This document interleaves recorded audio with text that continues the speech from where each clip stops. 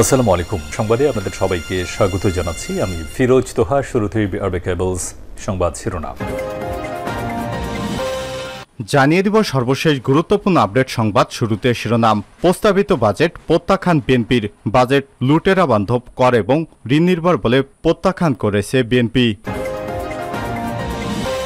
এরপর জানিয়ে দিব কালো টাকা সাদা করায় খালেদা জিয়া সাইফুর রহমান কি দুর্বৃত্ত হয়ে গেছেন, প্রশ্ন রেখেছেন আওয়ামী লীগের সাধারণ সম্পাদক এবং সড়ক পরিবহন ও সেতুমন্ত্রী ওবায়দুল কাদের।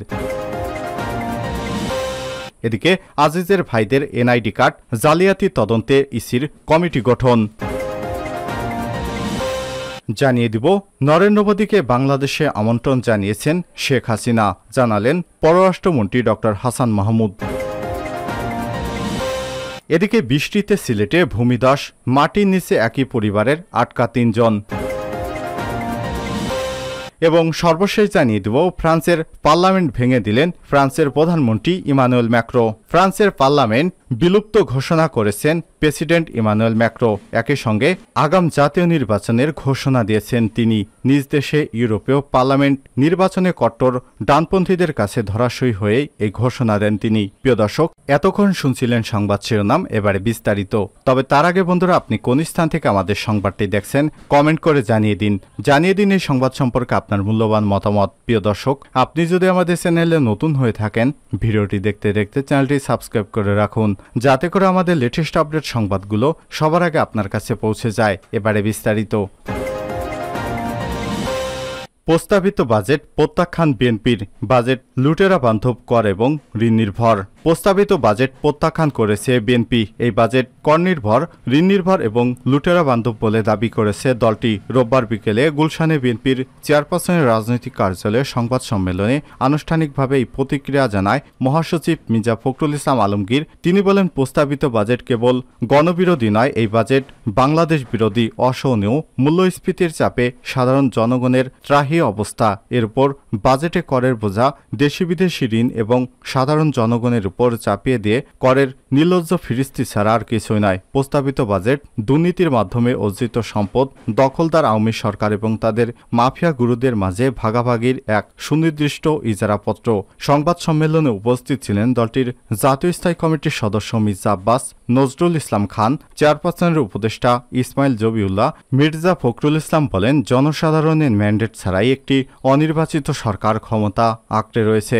আইন কানুন এবং সংবিধান লঙ্ঘন করে ডামি নির্বাচনের মাধ্যমে ডামি সংসদ বানিয়েছে সরকার। এমন সরকারের পক্ষে বাজেট প্রদানের কোনো নৈতিক অধিকার নেই। প্রস্তাবিত বাজেট দেশের সাধারণ দরিদ্র মানুষের শোষণের লক্ষ্যে একটি সাজানো হাতিয়ার মাত্র।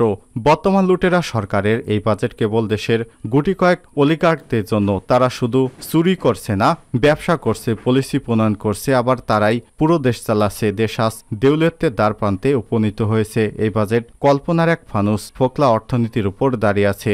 বিএনপির মহাসচিব বলেন, বাজেট প্রণয়নের জন্য যে সম্পদ প্রয়োজন সেটাই এ অলিগার্করা লুটপাট করে খেয়ে নিয়েছে। ব্যাংকগুলো খালি করেছে। সরকারের আশ্রয় প্রশ্রয়ে অলিগার্করা ঋণ নিয়ে ব্যাংকগুলোকে শূন্য করে দিয়েছে। এই অর্থের সিংহভাগই বিদেশে পাচার হয়ে গেছে। আমানতকারীরা ব্যাংকে তাদের জমা করা অর্থের চেক ক্যাশ করতে পারছে না। মানুষের মধ্যে নজিরবিহীন হাহাকার দেখা দিয়েছে। গরিব আরও গরিব হচ্ছে। যে কোনো সময় মানুষের ধৈর্যের বাঁধ ভেঙে যেতে পারে। এ সময় তিনি বলেন, বাংলাদেশের রিজার্ভের অবস্থা তলানিতে। 3 মাসের আমদানি ব্যয় মেটানোর মতো ডলার রিজার্ভে নেই। ডলারের অভাবে ব্যবসা বাণিজ্য অচল অবস্থা চলছে। দেনা বাড়তে বাড়তে এমন হয়েছে সেই দেনা শোধ করতে এই বাজেটের বড় একটা অংশ চলে যাবে। মির্জা ফখরুল বলেন, প্রস্তাবিত বাজেট চুরি হালাল করার ধান্দাবাজি। দেশের অর্থ নতুনভাবে লুটপাটের পরিকল্পনা করা হয়েছে। আয়ের চেয়ে ব্যয় ধরা হয়েছে অনেক গুণ বেশি, অথচ পুরো বোঝা চাপিয়ে দেওয়া হয়েছে সাধারণ মানুষের উপর। ঋণ ও ঘাটতি ভিত্তিক বড় বাজেট অতীতের বাস্তবায়ন হয়নি, আগামীতেও হবে না। সুতরাং সরকারের এই বাজেট প্রত্যাখ্যান করছি। কালো টাকা সাদা করায় খালেদা জিয়া সাইফুর রহমান কি দুর্বৃত্ত হয়ে গেছে, প্রশ্ন কাদেরের। আওয়ামী লীগের সাধারণ সম্পাদক এবং সড়ক পরিবহন ও সেতুমন্ত্রী ওবায়দুল কাদের বলেছেন, কালো টাকা সাদা তো সাইফুর রহমান এবং খালেদা জিয়া করেছেন। তাহলে কি খালেদা জিয়া ও সাইফুর রহমান দুর্বৃত্ত? তিনি আরো বলেন, দুর্নীতিবাজদের আইনের আওতায় আনা হবে, সেজন্য আইন করা হয়েছে, নতুন করে আইন করতে হবে না। নেত্রী যেটা বলেছেন সেটা আমিও বলবো, আধার দিয়েছি রুই কাতলা ধরা পড়বে। রোববার সকালে 23 বঙ্গবন্ধু এভিনিউয়ে দলের কেন্দ্রীয় কার্যালয়ে মহানগর উত্তর ও দক্ষিণ আওয়ামী লীগ এবং সহযোগী এবং ভাতৃপ্রতিম সংগঠনের সভাপতি এবং সাধারণ সম্পাদকদের সঙ্গে এক যৌথ সভায় এসব কথা বলেন তিনি।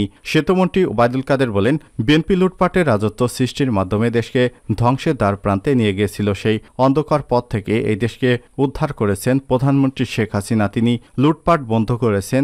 দু একটা বিচ্ছিন্ন ঘটনা ঘটেছে, তবে তাদের বিচার করার সাহস শেখ হাসিনার আছে। লুটপাট করে কেউ পার পাবে না। এ যাবৎকালে সেটা প্রমাণিত হয়েছে। ওবায়দুল কাদের বলেন, নিজের লোককে শায়েস্তা করার সাহস বিএনপির নেই। বুয়েটে কিভাবে সনি হত্যা হয়েছে তার বিচার কি করছেন? আর বুয়েটে আবরার হত্যায় যে কয়েকজনকে মৃত্যুদণ্ড দেওয়া হয়েছে সবাই ছাত্রলীগ বলে পরিচিত ছিল।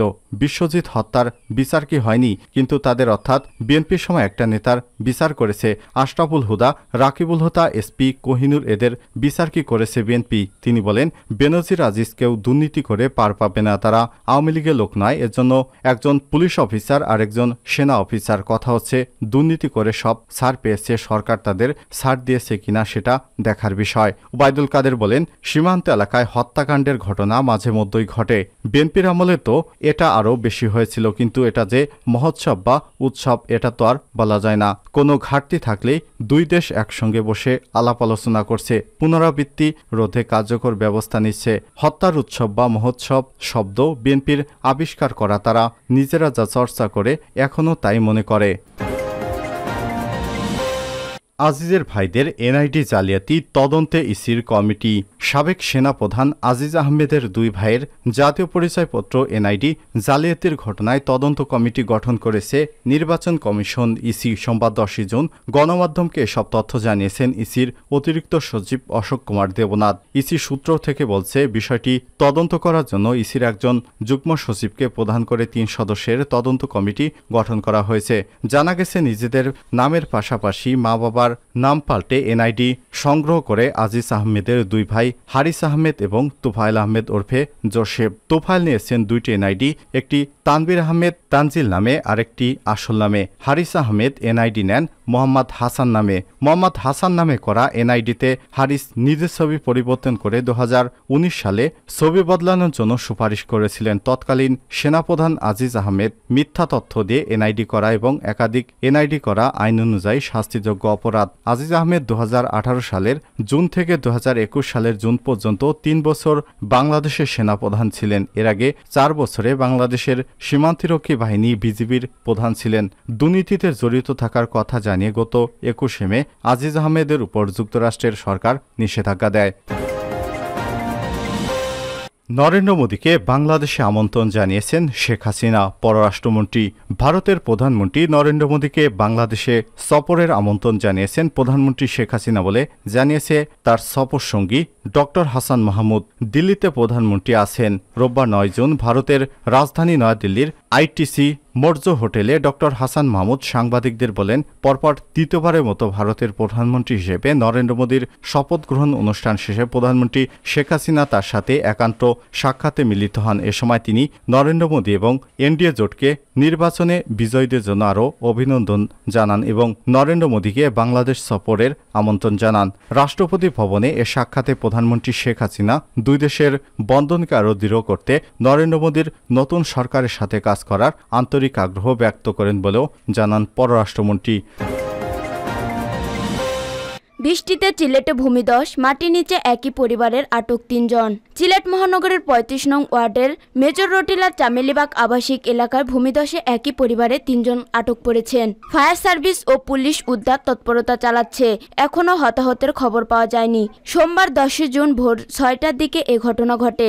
সকাল 10টায় শাহপরান থানার ভারপ্রাপ্ত কর্মকর্তা ওসি মোহাম্মদ হারুনুর রশিদ চৌধুরী জানান, সকাল 7টার দিকে খবর পেয়ে আমাদের একটি টিম ঘটনাস্থলে যায়। পুলিশ এবং ফায়ার সার্ভিস কর্মীরা উদ্ধার তৎপরতা চালাচ্ছে। ভারী বৃষ্টির কারণে টিলার মাটি ধসে একটি আধাপাকা ঘরের উপর পড়েছে।